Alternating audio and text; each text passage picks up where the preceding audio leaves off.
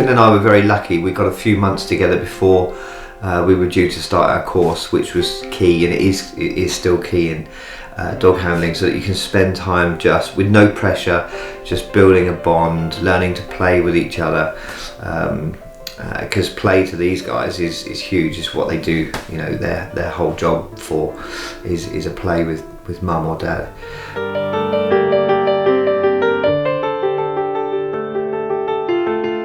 They are like no other member of your family, and you spend more time with your police dog than you do with any other member of your family or any of your friends. And so the bond you have, or should have, with your police dog should be second to none.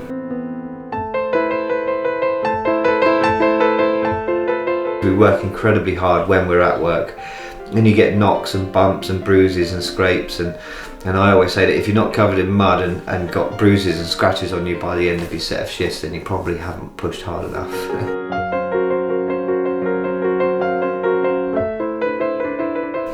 We got called to just another job. It sounded perfectly normal, the same as any other job we've been to.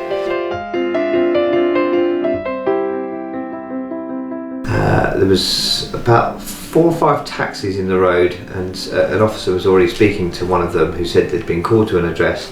They weren't happy with it. One of them had been robbed, didn't know what we were dealing with, so left Finn in the van near to the rear of the address. Knocked on the front door, all hell broke loose at the back of the address, and at that point I ran back to the van, which is near the back of the address, and took Finn out, and we ran towards an alleyway which I figured probably took us that way. A young lad appeared from the alleyway, and he stopped dead in front of us, only for about a second. He looked me up and down, I looked him up and down, Finn looked him up and down, and then he carried on running. I'm shouting at him the whole time that I'm a police officer with a dog to stand still, but he carried on running. Finn's still on the lead, and I was thinking now, do I let Finn go and deal with him? I thought he might have had a stick because he was holding his right arm against his body. So he's ticked all the boxes for me to let Finn go. He then runs towards a fence, 6-foot fence, to jump over it. Finn sees him, runs to the fence, grabs him by the leg and pulls him down. So he's face down, he flips over, so Finn has to let go of his leg and then readjust and grab his leg again. And I'm with him, I'm now with Finn, so I've straddled over Finn's back as we would normally do, and I'm just about to tell the young lad what he needs to do for me to get Finn to let him go. And I can see what looks like the biggest knife I've ever seen coming out of Finn's chest, and it just keeps coming and coming and coming. He then thrusts forward again, but instead of going towards Finn, he's now coming towards me.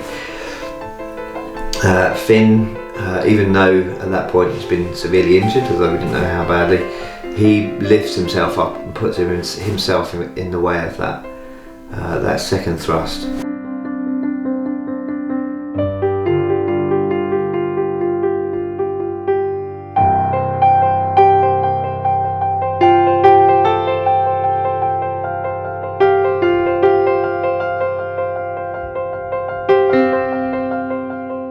Finn still got hold of his leg, prepared to do his job till his last breath.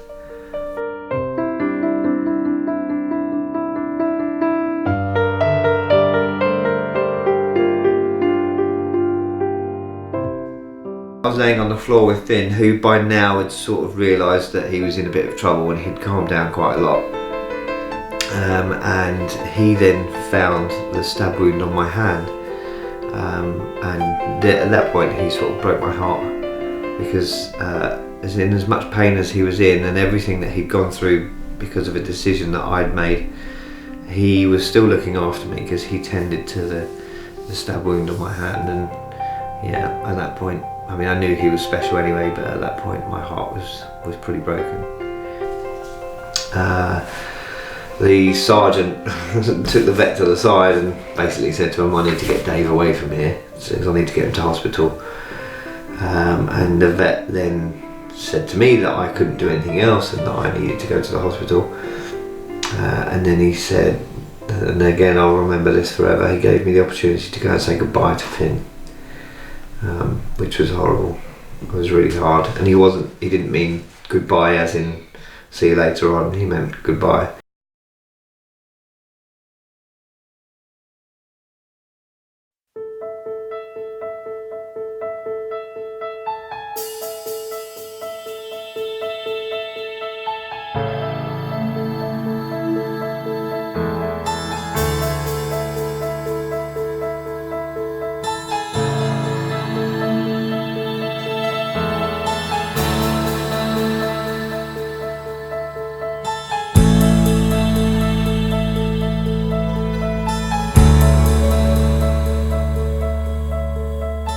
We had to keep the story going, we had to keep talking about other dogs that were being injured, and someone said to me, well, there is no bigger stage than Britain's Got Talent. So I think it really resonated, and it was huge for the Finn's Law campaign, and also for the next part of the campaign, which is to increase sentencing for all animal welfare.